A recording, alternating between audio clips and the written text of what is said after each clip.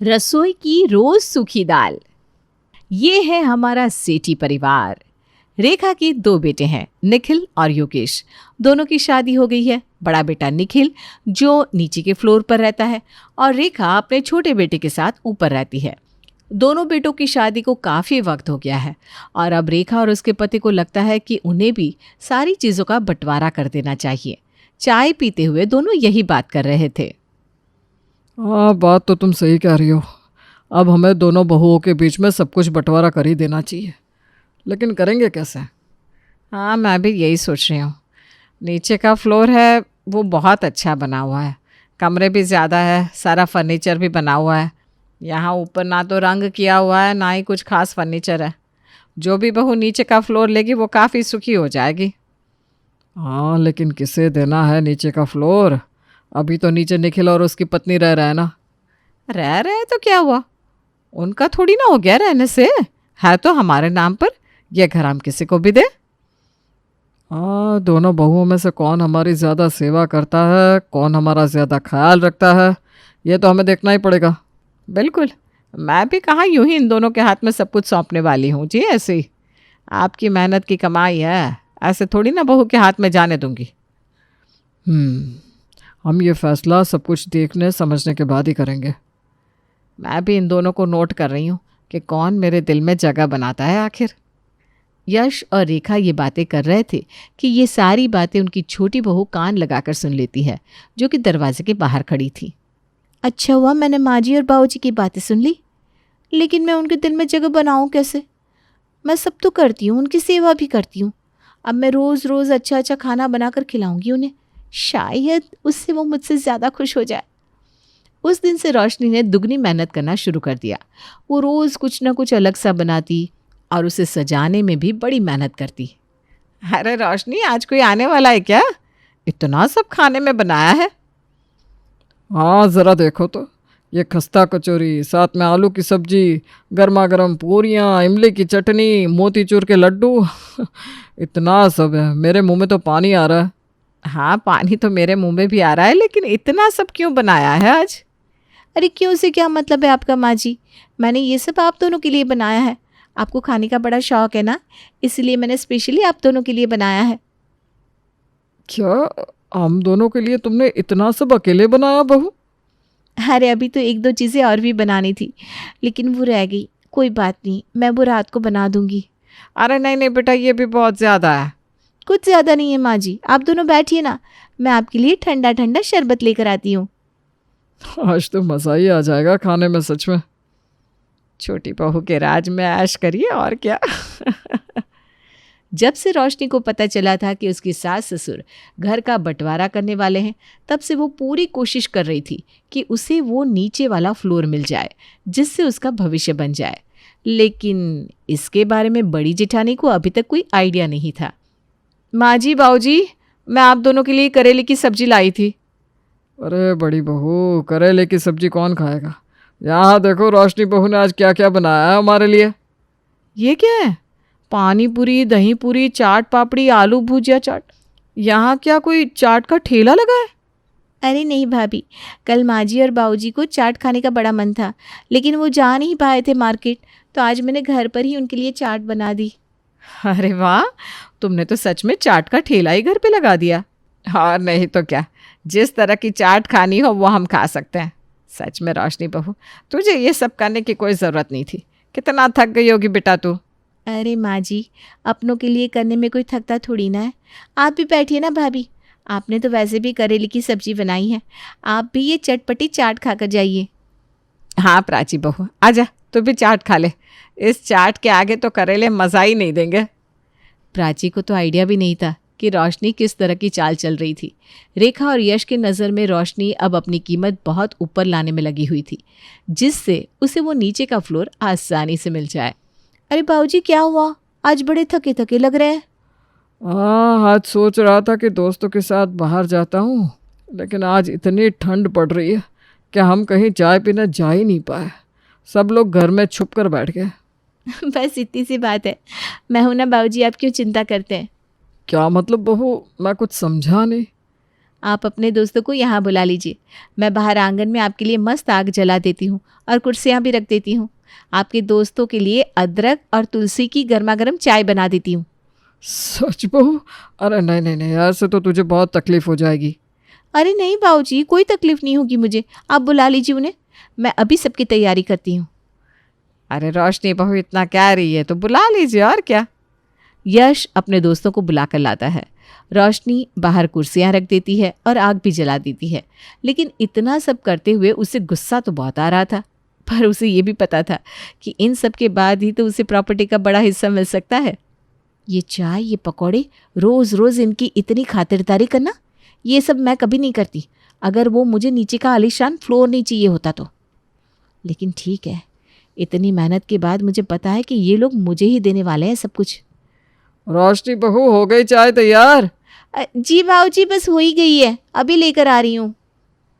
अरे रोशनी बहू, ये क्या चाय के साथ ये क्या क्या बना दिया है तुमने?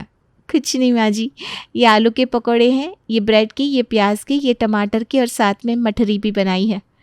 अरे तुमने इतना सब बना दिया बहू। वाह वाह यश, तू तो बड़ा ही किस्मत वाला है कि तुझे ऐसी बहू मिली है। कितना सब बनाया उसने हम सबके लिए। अरे लो लो, सब लोग मज़े करो, ये लो चाय और पकोड़े। रोशनी के पकौड़े और चाय पीकर यश के सारे दोस्त बहुत खुश हो गए थे। अब तो रोशनी को यकीन था कि उसे ही प्रॉपर्टी का बड़ा हिस्सा मिलना पक्का है, इसलिए वो आज अपने सास ससुर की बातें कान लगाकर सुन रही थी। आज तो सच में मेरे सारे दोस्तों को मज़ा ही आ गया, सारे खुश होकर गए यहाँ से। ये बात तो सच है, आपके दोस्तों में से किसी की बहू ने आज तक ऐसा नहीं किया होगा। हो नहीं तो क्या, इतने सारे पकोड़े, चाय, मस्काबन, पता नहीं क्या क्या बनाया था रोशनी ने। तो आपका क्या ख्याल है, हमें क्या करना चाहिए?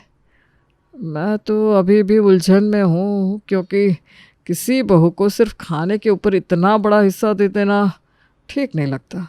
तुम क्या कहती हो? हाँ, आपकी बात में दम तो है। सिर्फ रोशनी अच्छा खाना बनाती है तो उसे सब कुछ दे दे, ये सही नहीं होगा। मैं तो कहता हूँ हमें कुछ वक्त और इंतज़ार करना चाहिए और उसके बाद सोचना चाहिए। हाँ, मैं भी जल्दबाजी में कोई फैसला लेना नहीं चाहती। लेकिन पकोड़े बड़े ही स्वाद थे। अरे ये क्या बात हुई भला? पकोड़े बड़े स्वाद थे, लेकिन अभी भी मुझे हिस्सा नहीं देना, क्यों? अब मैं क्या करूं? कौन सा उपाय करूं जो इनका मन बदल जाए? हे भगवान, अब आप ही कोई चमत्कार कीजिए। रोशनी को समझ में नहीं आ रहा था कि वो ऐसा क्या करे जो उसकी सास ससुर उसकी तरफ मोहित हो जाए। वो ये सब सोच ही रही थी कि अगली सुबह उसके दरवाजे पर एक ऐसी व्यक्ति ने दस्तक दी जो काफ़ी ज्ञानी थी। अरे चंदा, तुम्हारे उपाय से तो सच में घर में चमत्कार ही हो गया। न जाने उसके पति का मन कैसे बदल गया, अब तो वो उसे पलकों पर बिठा कर रखता है, पता है? अरे माँ जी, मैंने तो बस उपाय ही बताया है, बाकी सब तो मालिक की कृपा से होता है। अरे नहीं नहीं, ये तो सच में चमत्कार हो गया है।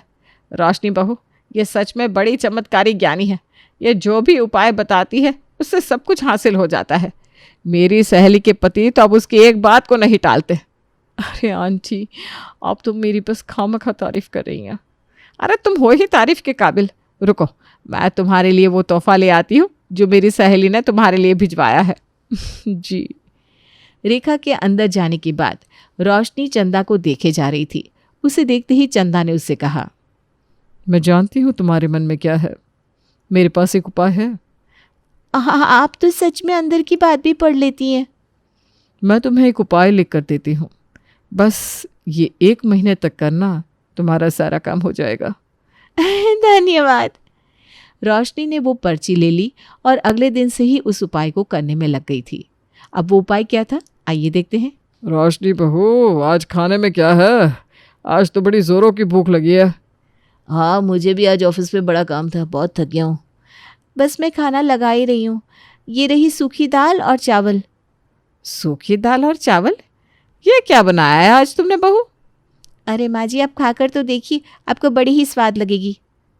स्वाद क्या होता है, ये तो चावल पर चिपक ही नहीं रही है, खाए तो खाए कैसे? अरे बाऊजी, रोज़ रोज़ ऐसा तेल मसाले वाला खाना खाना आपकी सेहत के लिए अच्छा नहीं है ना। आप ये बिना पानी वाली सूखी दाल खाइए, इससे आपकी शक्ति भी बढ़ेगी और सेहत भी बन जाएगी। चलिए ठीक है, आज बहू कह रही है तो खा कर देख लेते हैं। रोशनी ने आज जो सूखी दाल बनाई थी उसे खाकर तो रेखा और यश बड़े ही मायूस हो गए थे। एक तो सूखी दाल उनके गले से नीचे नहीं उतर रही थी, ऊपर से और कोई ऑप्शन भी नहीं था खाने के अलावा। जैसे तैसे करके उन्होंने सूखी दाल को गले से नीचे उतारा। पता नहीं क्या था इस सूखी दाल में जो बहू इतना कह रही थी सेहत पर आएगी। मेरा तो गला ही सूखा पड़ गया इसे खाकर। अरे निगल तो मैं भी नहीं पा रही थी, लेकिन अब क्या करें, बनाई थी तो खानी तो पड़ेगी। अरे पर सूखी दाल कौन बनाता है, ना उसमें पानी था, ना टमाटर, ना कोई स्वाद। एक दिन तो रेखा और यश ने जैसे तैसे वो दाल खा ही ली, लेकिन अब रोशनी अगले दिन उनके लिए सूखी दाल के पराठे बनाकर ले आई, जिसे देखकर दोनों के होश ही उड़ गए। रोशनी बहू ये क्या है? अरे बाबूजी, ये सूखी दाल के पराठे हैं। आप इसे दही के साथ खाएंगे ना तो आपको बहुत स्वाद लगेंगे। अरे कल भी सूखी दाल चावल और आज सूखी दाल के पराठे, हमसे नहीं खाए जाएंगे बहू। अरे माँ जी, आपकी सेहत का ध्यान मुझे ही रखना है ना। चलिए दोनों, अब बच्चों की तरफ बर्ताव मत करिए, मज़े लेकर खाइए ये सूखी दाल के पराठे। रोशनी को चंदा ने कहा था कि उसे 1 महीने तक लगातार सूखी दाल के पराठे खिलाने हैं अपने सास ससुर को, जिससे उनका मन बदल जाएगा और वो सब कुछ उसके नाम कर देंगे। फिर क्या था, रोशनी तो लगातार रसोई में सूखी दाल बनाती रही। कभी सूखी दाल चावल, कभी सूखी दाल और रोटी, कभी पराठे, कभी सूखी दाल की कचौरी। लेकिन अब रेखा और यश से पिछले 20 दिन से ये सब सहन के पार होता जा रहा था। ये लीजिए सूखी दाल की चाट। बस रेखा, अब मैं और नहीं खा सकता ये सूखी दाल। मैं भी नहीं खा सकती, अब तो मुझे पेट में गैस बनने लगी है। मैं जा रहा हूँ अब, और मुझसे सहन नहीं हो रहा है। अरे कहाँ जा रहे बाबूजी? हम जा रहे हैं नीचे के फ्लोर पर प्राची बहू के पास रहने। ये फ्लोर और ये सूखी दाल की रसोई तुम्हें ही मुबारक। क्या इसका मतलब वो नीचे का आलीशान फ्लोर आप भाभी को दे रहे हैं? हाँ, और हम दोनों भी उसी के साथ रहेंगे। तुम रहो इस ऊपर वाले फ्लोर पर अपनी सूखी दाल बनाकर। चलो जी। अरे माँ जी, बाबूजी सुनिए तो मेरी बात। रोशनी ने जो सोचकर ये सब किया था वो तो हुआ नहीं, उल्टा प्राची को नीचे का फ्लोर मिल गया। लेकिन कहानी में अभी भी ट्विस्ट आना बाकी था। देखा कैसा लगा मेरा कमाल? मिल गया ना तुझे ये नीचे का आलीशान मकान? अरे क्या कमाल, मुझे नीचे का फ्लोर तो मिल गया है, लेकिन अब माँ जी और बाबूजी हमेशा के लिए मेरे साथ आकर रहने लगे हैं। अब मुझे रोज़ उनकी सेवा के लिए नया नया कुछ बनाना पड़ेगा। अब देख, तुम दोनों को अपनी करनी का ही फल मिला है।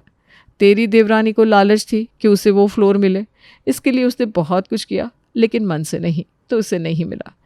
तुझे इच्छा थी कि तेरी देवरानी तुझसे हार जाए, इसलिए तूने मुझसे उसे रोज़ सूखी दाल बनाने के लिए कहा। अब तुझे ये मिल गया है, लेकिन सास ससुर भी मिल गए। अरे तुम मेरी तरफ है या मेरी देवरानी की तरफ? मैं तो तेरी तरफ ही थी, तभी तो उसे सूखी दाल बनाने को कहा था। लेकिन भगवान तो सच की तरफ है ना, अब उसमें मैं तो कुछ नहीं कर सकती। वो कहते हैं ना, जैसा करोगे वैसा ही तुम्हें खुद को भी भुगतना होगा। अब ना तो देवरानी को नीचे का फ्लोर मिला, ना ही जेठानी को आज़ादी। अरे प्राची बहू, ज़रा आलू के पराठे लाना, मेरे दोस्त आए हैं। जी बाबूजी, अभी लाई। और साथ में पकौड़े और भुजिया भी बना देना बहू। जी माँ जी। हे भगवान, इससे अच्छा होता कि मैं ही बना देती रसोई में रोज़ सूखी दाल। अरे कौन ले रहा है इस सूखी दाल का नाम? प्राची बहू, अगर सूखी दाल का नाम भी लिया है तो हम तुम दोनों को इस घर से निकाल देंगे, सच कह रहे हैं। अरे नहीं नहीं बाबूजी, मैं तो वो सूखी मिर्ची की बात कर रही थी। सूखी दाल कौन खाता है? फिर ठीक है। चलो अब थोड़े से मिर्ची के पकौड़े भी बना ही दो। चलो जी।